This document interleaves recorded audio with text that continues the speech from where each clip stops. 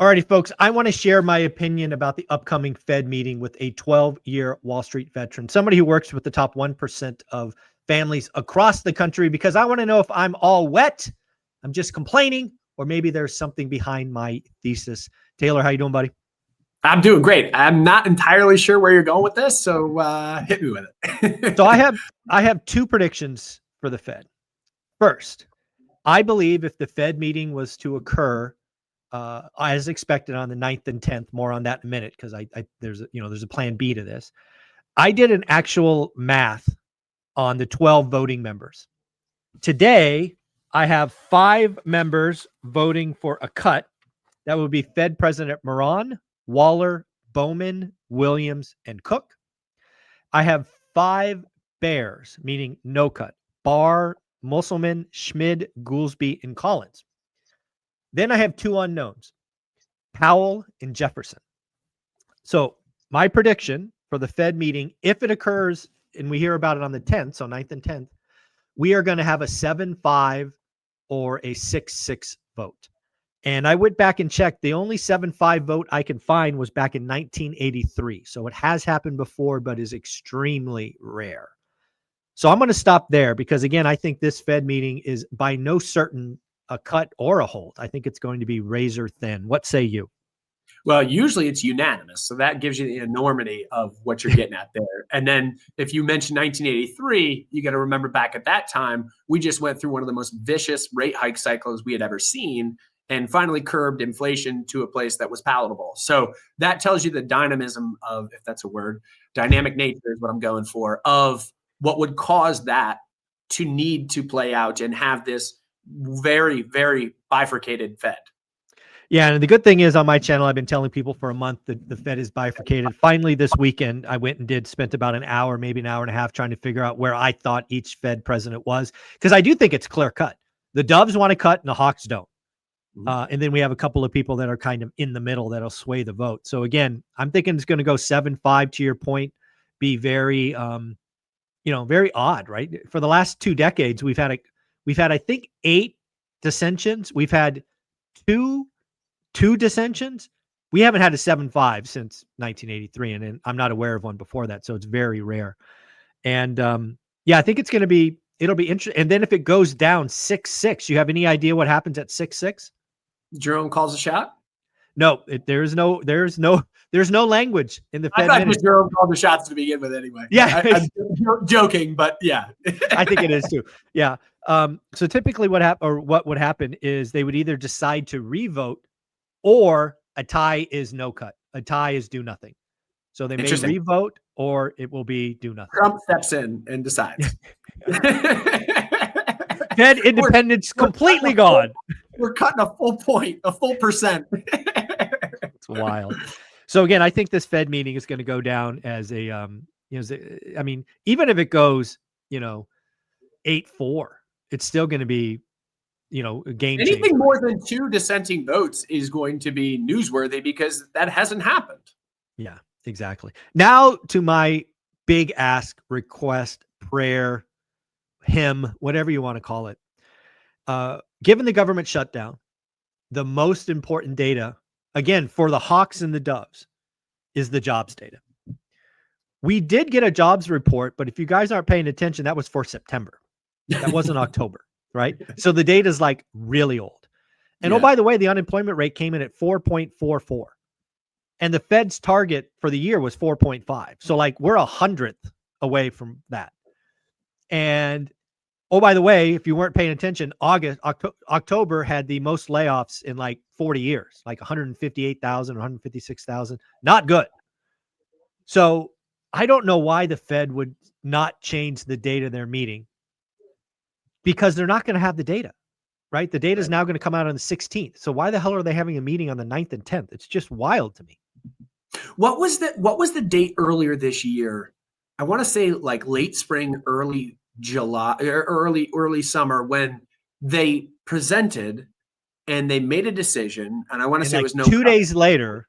Yeah, the jobs market came in just despicably bad, and they should have cut. That was then July. They did cut the next month in August. There you go. You're exactly right.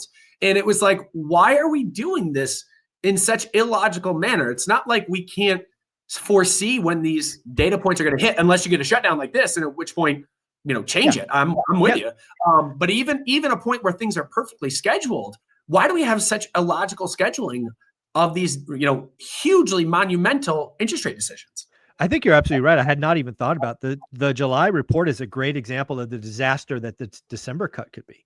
I mean, just play this out. Because again, I want the Fed to change. I think they should. I think I'll go as far as to say it's malpractice not to change the date because of July. If you guys don't remember July was not only a bad month, but the revisions were horrible. Revisions were the problem. Yeah. Right. The revisions, as I recall, they were like a negative 157,000 across 2 or 3 months. It took 1 month negative. Negative, right? It took the early, and it took the other two to like 13 and 15,000 job ads. Yeah, it was the late spring month, 50, right, to like 13. I mean, come on, guys. Exactly right. Not a problem. Yeah, we're pretty good, by the way. We're sourcing numbers from 6 months ago that we didn't know we were going to bring up on this call. Good work. We've done this. We've done this before. Yeah. So again, I think it's malpractice. I think they have to change. I don't know why they wouldn't. Oh, you're getting no debate on my end. I honestly had not thought of this until you had brought it up. But at the end of the day, it was just such a good case study back in July. They should have cut. They did not cut.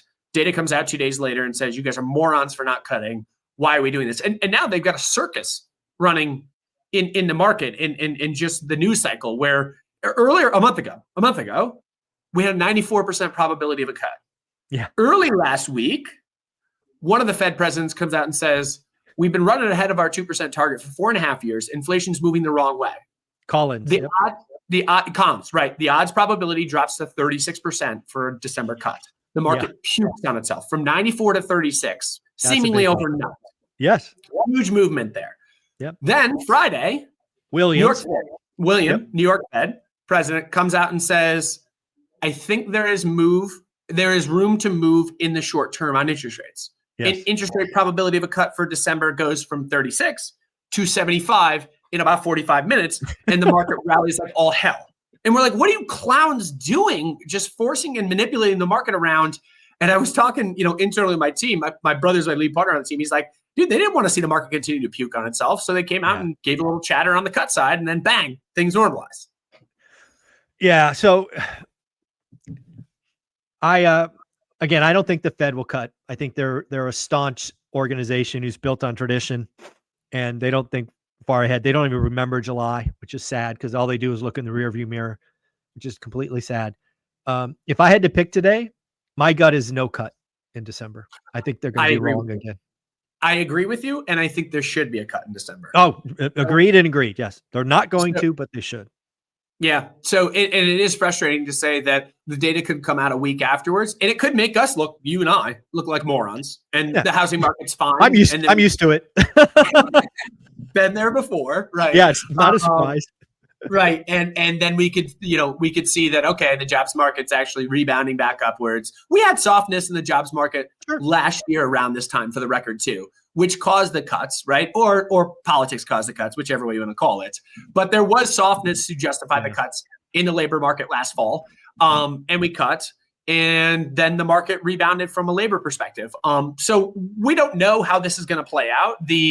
The jobs market, one, I don't think the data is all that clean, even when it's relevant data. But two, it's harder to depict the direction of the labor market than I think people had originally forecasted and thought 2 years ago, 3 years ago. When we started to see withering, we thought it would happen more quickly, and it hasn't. Yeah. The last thing I'll say about this, because again, I think they should postpone, and part of the reason is just for the Fed presidents themselves, right? If we go 7.5, either cut or no cut, and then we get the data a week later, roughly half the Fed's going to look like an idiot. Fair enough. Right? Because it's going to scream, you shouldn't have, or it's going to scream, you should have.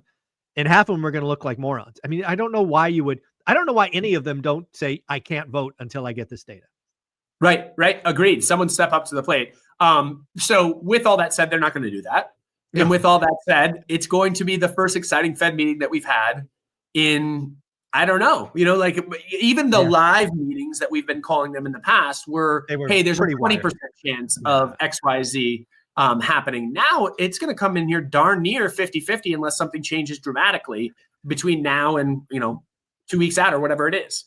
Let me ask you this question, because again, this was just my research on the dissents. What do you think the chances are there's 4 dissents or more? 4 or more. Call me an idiot, but I look at just past data to do it. I think that when they sit down for 2 straight days, someone's going to be convinced one way or the other. And I think it probably comes in less than that. But again, Yeah, I think you've done more research on, to be clear, you've done more research on this than I have. Yeah. And I think that's a wise opinion, because again, just given the last 30 years of the Fed that you and I are familiar with, they've done their best to get behind the Fed chair, right? To show that unified front. And you're right. You got to go back to the 83, that's Paul Volcker era, right? Mm-hmm. Where he was like, damn their torpedoes. And, we're going to, I'm going to fix this thing come hell or high water. So yeah. And I don't get that. Let's be clear. Jerome Powell is not Paul Volcker. Let's just get that off the table. There's no comparison. No. And Jerome Powell also, the Fed in general, their job is to walk the market in the direction of where they want it to be, which is so odd that last week there was such dissension of, hey, it looked earlier on that we weren't going to cut, and then at the end of the week, now we're going to cut. And so it's very odd to me that they're doing this as we get closer and closer to this December meeting. I would imagine what you're going to have is maybe 2 or 3 more comments come out that are directionally moving together.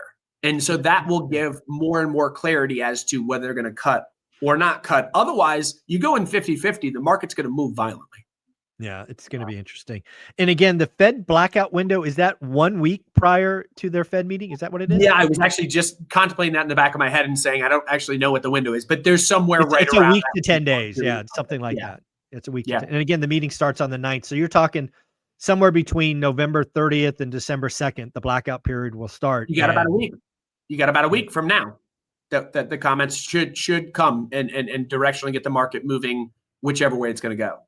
So question for the audience. Do you think they should delay the meeting or not? Simply leave yes or no in the comments. I want to know what my audience believes. Again, simply yes or no. Let's get the comment section going. And Taylor, where can they find you? Yeah, find us over on Instagram or on TikTok. We're at Life Goal Investments, doing daily videos. Yep. And don't forget, if you want to get an introduction, there's their website and a quick introduction. But yes, follow him on IG. He puts out these 60-second clips that are 10 minutes of value. You won't regret it. Thanks, buddy. You're the man, Michael.